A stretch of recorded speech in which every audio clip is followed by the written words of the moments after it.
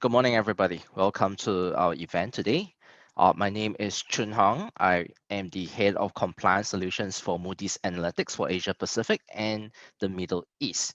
Now, today we'll be sharing a little bit on our insights to some of the counterparty risk that we see in the cross-jurisdiction transactions.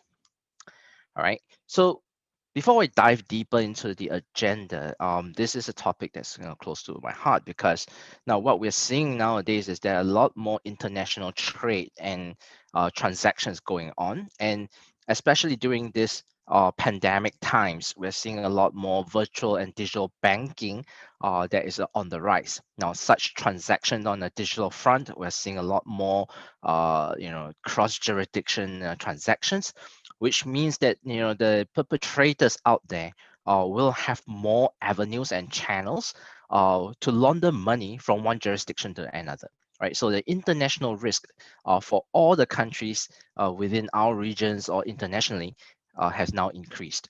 Now, so we have to now look at what are some of the risk of money laundering that this will bring to the clients that we have within our regions, and what are the risks that the counterparties from international jurisdiction that will bring forth into our land. Right, so I will share a little bit more where are the areas where we can help, and where are the areas where there are red flags where we can help with detection, and what are some of the unfortunate repercussions that will happen if we don't do our jobs well. Right, collectively, everybody, we have a responsibility and an obligation to our stakeholders, with either as our clients or to the regulatory enforcement agencies. All right, so without further ado, let me jump into the presentation proper. Right, so when we look at the risk of money laundering, now we know that the regulations to run our CDD and our KYC has now slightly more mature within the banking world. Right, we're seeing the enforcements of looking at our ultimate beneficial ownership, getting the customer identity validation and verification done, screening for sanction, PEPs, and adverse media. So now I think most of the groundwork has been done for most of the FIs and the MPFIs that I've seen with our clients across Asia Pacific. But now we were starting to see more of emerging risk that are coming from the non-bank counterparties within transactions. And what are the means then for the banks to be able to then run such investigation and to be able to report such transactions to the enforcement agencies. Now, we've seen, how FATF and the regulatory landscape is now growing, and the wonderful thing is right now we're seeing that the banks internationally are working together, right? So with FATF's formation, we've seen that it has now grown, right? From in the past where there are 16 members, we're looking at now 39 members. Now, unfortunately, this also means that the criminals that are behind laundering illicit funds are also growing, right? Corrupt politicians now have bigger avenue to launder their money internationally, right? So if as enforcement agencies are now tightening to look at how we can enforce the regulations that we have, there are fines that are growing internationally, but unfortunately we're seeing that the amount that's being laundered has also grown exponentially, right? So it's on two prongs. Now, while the banks and we're spending more to look at how we can comply and stop this money laundering behavior within our operations, but we're also seeing that the perpetrators, while they're so international in nature, we're not only just looking at them setting out accounts within our financial system, but it's also the transactions that's coming in, right? So as I mentioned, with a larger international transaction volume and trade volume, we're going to see a lot more of this illicit funds that's been going to flow through the channels and flowing within our country, and this is going to have some serious repercussion for the our society at large. Now, traditionally, when we look at transactions, right, interbank relationship will always have to depend on the counterparty bank who've done their CDD, right? So a lot of the due diligence done is actually on the the transaction channel, where we look at the counterparty banks Wolfsburg questionnaire answers. We look at their money laundering operations. But sometimes is this enough? Because the more and more we're seeing that when there are enforcements of not reporting or have putting enough evidence in the suspicious transaction reports, we cannot now rely on the networks of banks, on our counterparties, and say that where are the evidence of the CDD done on the other side, right? So you cannot depend on other banks as a for their due diligence as an adequate defense of what you're doing. So I believe now when we see, even with FATF's recommendation, that banks more and more will have to run your due diligence when you're looking at a transaction from end to end. So it's not just the client that you have within the accounts that they have within the bank. You also have to now start to look at who has the origination and the beneficiary of funds on the other end of the transactions, right? So when there is a reason to doubt when you run your investigation, you need to be able to put together a holistic view. Now, this is especially telling because, in recent times when we saw there's a FinCEN leaks and a lot of the reports of what was filed in US under their STRs in their suspicious transaction reports. Now, the question was raised now within other banks in Asia Pacific is, now, were the same transaction reports being raised by the other banks on the other side of the transaction, whether the funds originate or is the beneficiary within Asia Pacific, right? So this is the part where then, where if there's an investigation, when there's international regulators looking at such international criminal transactions, whether have we done now our due diligence, and we've done our part to look at whether the whole parties involved, if there's any connection, right? So again, we cannot just depend on the banks within our network relationship to run its due diligence.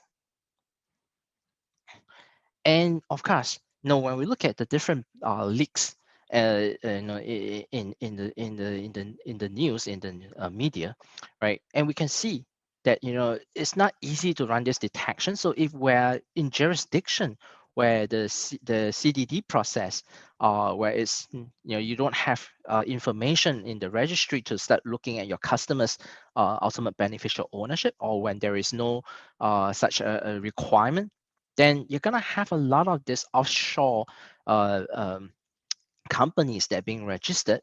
And what's the challenge there is because the offshore shell companies are then now used as a vehicle for these money laundering transactions.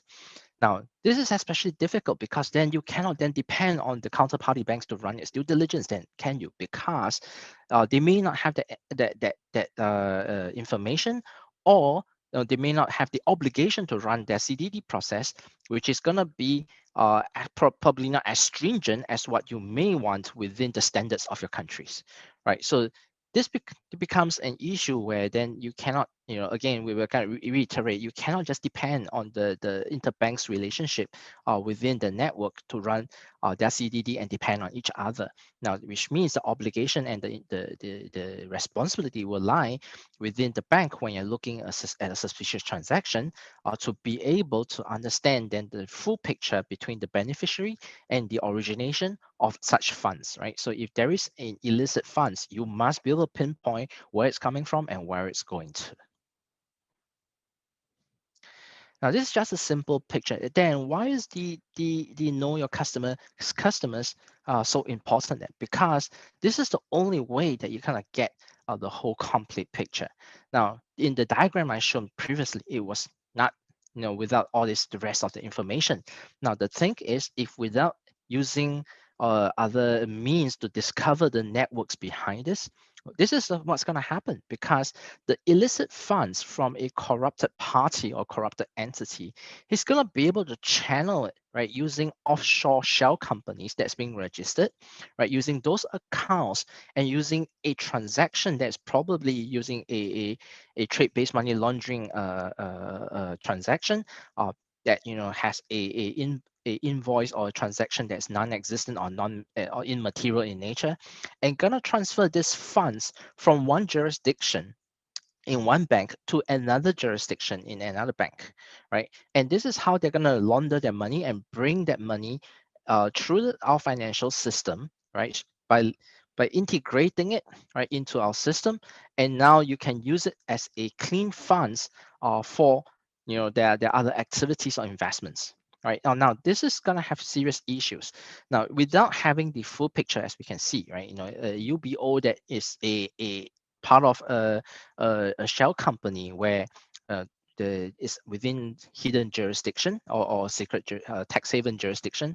Now they can easily register a shell company using a nominee director now to help them funnel and channel such illicit funds, right? And suddenly you realize that there are other the funds will flow through the other countries and used for other accounts, and now the criminal entity or the corrupt entity has used this fund to enrich himself, and now this fund has now become legitimate. Now we can see then this will become a true issue and cause actual social problem for the countries where the funds are flowing in, right? And it will create a imbalance and unfair competition to the general population at wide. Now we can see the potential social problem that this will arise, because if you're able to channel these funds, right, this illicit funds that you get from either corrupted practice or bribery, now you're going to take these funds, and if you're able to then legitimize the money, what you're going to do is this. We can see evidence of a lot of this criminal organization to put this into prime property investment. Now, if this funds goes into developing countries where property boom is just starting to happen, now then this will put the pressure on the general population, where now the properties and the property market will be beyond the reach of the general population. And we've seen in the past what would this do is it will leave pockets of this growth and developing areas empty, because now nobody can afford to stay in these places, right? And this is going to hinder social progress, right? It's going to hinder people moving up the social ladder and having social mobility, and this will create issues, right? Potentially that will brew within countries. Now, so this is going to be something that that has a true risk and repercussion if we allow this to happen. So the importance then of the job for our money laundering operation or anti-money operations within the banks becomes all the more important, because the risk of this is now very tangible, right? It's not something that has no victim. It's not a victimless crime anymore. And now the victims are now then the general population within our countries. And this is going to be something that is particularly important that we really recognize as an issue. Now, now we've shared the actual where are the risks where some of this counterparty and international trade, international money laundering channels, what are the risks that it brings to the bank as well as to the country that we're domiciled in. Now, how then can we detect some of these red flags, right? Now, we talk about the importance of the counterparty and looking at it. Yeah, now that's great. Now, what are the red flags that we should be looking out for, and what are the means that we have to look out for these counterparties? And if we talk about the shell companies being used as a vehicle and channel, then what are the potential risk factor that will show up whether this company is a high risk company or not, right? So these are the key red flags that we can see. When there are transactions, what in the previous diagram I shared, many a times, if it's going to be such trade-based transaction, there will be parties that are affiliated or related, be it whether the ultimate beneficial owner or the directors, they're going to be connected through either the subsidiaries or through the relationship with one of the nominee directors, right? And when they run this transaction, it's typically gonna be fraudulent or hidden in nature, right? So a lot of times when we can see the transaction flow through, when you run your investigation, it's very important to understand if the transaction then is fit for purpose to the counterparty's business profile, or is fit for purpose in the counterparty's business size as well. right?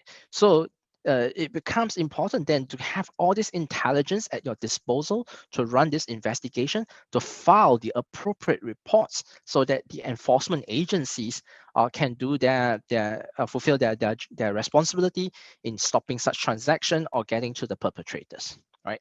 No doubt within the bank, our responsibility is to file the suspicious transaction reports. But what I feel is then we cannot just continue on our ways to file defensive reports, right? So we need to be able to help the enforcement agencies with meaningful information. Now, then when we look at the counterparty, a lot of times when they are shell companies or inactive company, now it's important that we look at their status, right? Whether are they dormant or are they non-existing?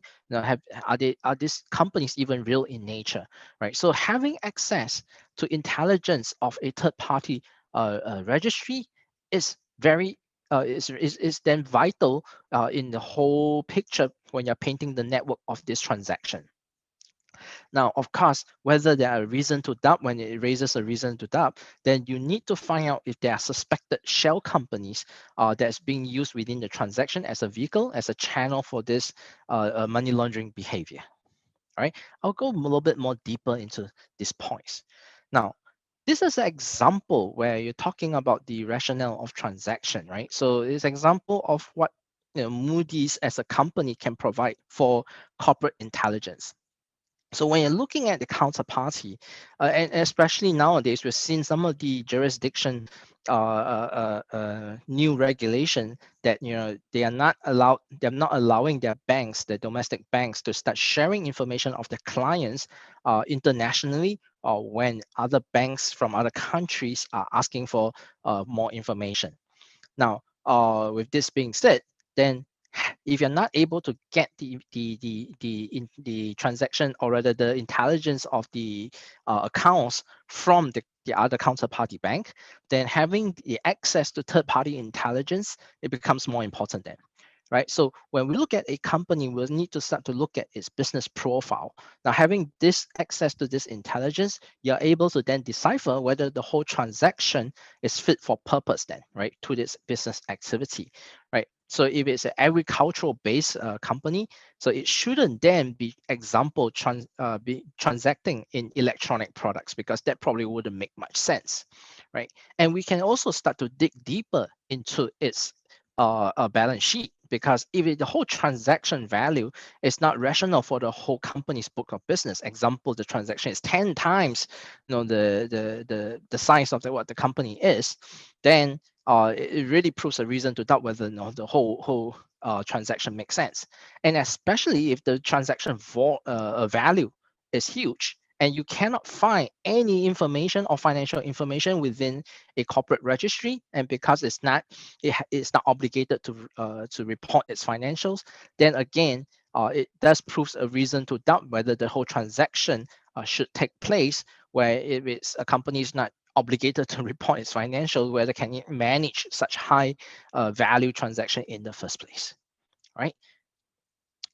So after you look at its profile and transaction, you also look at whether the company actually exists, right? So some of the main due diligence is, while the transaction may all look good now, but is the company now active, or is it dormant, right? Because all these different profile factors, right, risk factor, will then aggregate and add up to whether there are risks within this transaction that you should dive deeper into the investigation, or to start to put this within a suspicious transaction report. Now, bigger reason to doubt is we realize that a lot of perpetrators will try to hide under the transaction by using an association with a bigger names, right? And this is one of the registry that we picked up. And of course, we're not saying whether these are legitimized or not. We're not making a judgment here. But what we're saying is, when you look deeper into some of the big lighthouse names within the world, you're gonna see that there are a lot of names of companies that are similar to such big multinationals, right? And they're registered in, example, some of this high risk hidden jurisdiction. Now, if you're gonna all try to use this association, then it becomes all the more important if you're able to then map a network to this company to see whether does it belong to the actual organizational structure of such lighthouse big name corporates or not, right? Or are they just merely borrowing its name for such an association, right? So all the various points when you're running your investigation will help to raise these red flags. Now we're gonna see that shell companies are being used all over the world for as a channel and a vehicle for money laundering, right? And this is just one example. And I'm gonna show a real example here. When we look at when there's a reason to dump in a transaction, if you go look deeper into a typology or a profile of a shell company and how you might be able to decipher some of the profile, right, and the risk from it. And the company that we're going to investigate today, or we're going to have a deeper look today, is a company called Pluto Steam that was charged for money laundering activities within Singapore. Right. So when we look a little bit deeper into the profile of this company, we realize that there's a few key red flags, right, where it's gonna be a little bit different from the rest of the SME profile, right? There's a big mismatch. Now, this is a small company where it's a brand as a small medium enterprise, right? It does wholesale. Now, it's incorporated in Singapore, but it has its ultimate beneficial owner for a German lady that stays in Germany, right? And she doesn't have a Singapore address, which means that she's the ultimate beneficial owner, but the company was set up in her name as a German national. Now, for a small medium enterprise, this is something that is probably highly uncommon because a small medium enterprise, by definition, meaning it's set up, as a small operations. Perhaps more often than not, it should be really run by a local that's setting up this company for its business activity. Now we have a foreign resident that stays in Germany as the ultimate beneficial owner. So this is one key telling red flag. Now, when we look at one of the directors, right, that was charged, and we realize the profile of him is also gonna raise some issues, right? So this Mr. Po was charged and found guilty of being a nominee director for using Pluto Steam as a channel for money laundering. Now, if we look deeper into his profile, we realize that he runs multiple current roles as directors for companies, as well as he has multiple previous roles as well. Now, when we look deeper into these multiple roles that he has, more than half the companies that he was associated with as previous role were dissolved, right? So what we see here, a low flag, it says dissolved. Now, the company's operation were all mostly set up within 2016 to 2018, and they were dissolved within 4 years of operation, some of them even shorter. Now, it then starts to show activity of phoenixing, right? And we look at this profile, then it really starts to paint a picture that Mr. Po here was used as a nominee director because he's just a company secretariat, right? So very quickly, he's used as a commercial signatory for these shell companies, right? So you set up a company, you bring him in as a director. Once the activity is over, you shut down the company, and then he moves on, right? He starts to become a director of multiple different companies that you put under his name.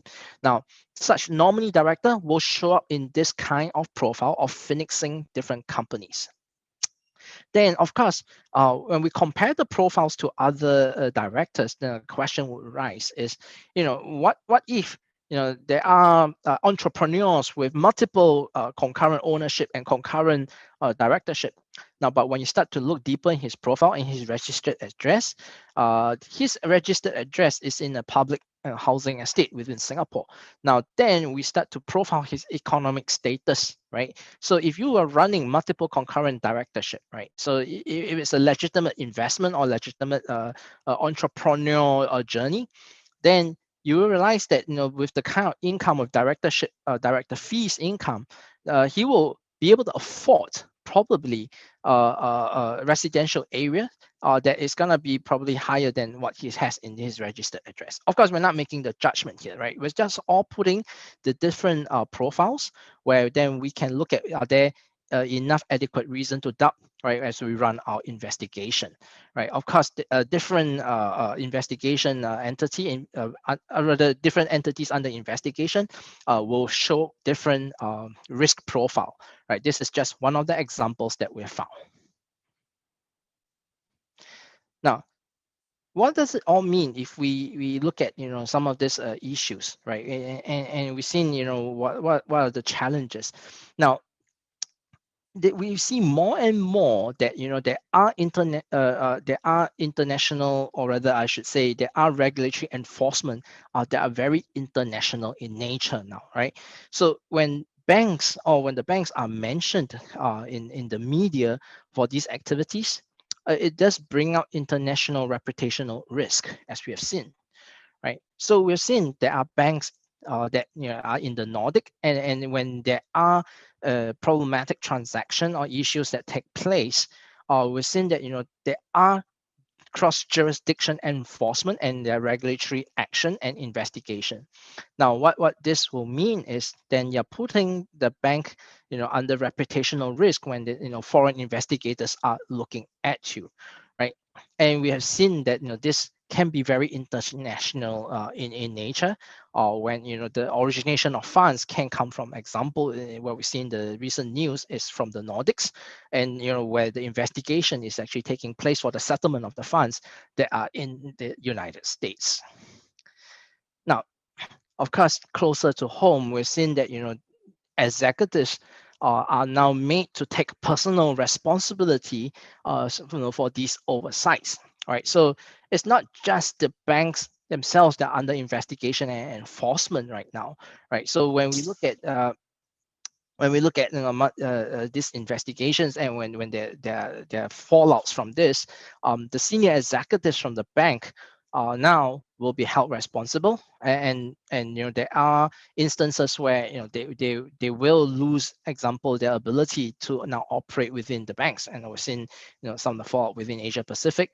The serious ones, you might even have to take a personal obligation, and you might have to go to jail for some of these oversights, right? So that's why we're looking at whether are we doing our best in our due diligence activities when we're looking at be it the customer due diligence process or the transaction monitoring process. It's now not just the reputational risk that when if there are issues that occur, it's not just the risk to the bank. It's also now the personal stake of the senior executive within the bank that will need to be responsible. Right.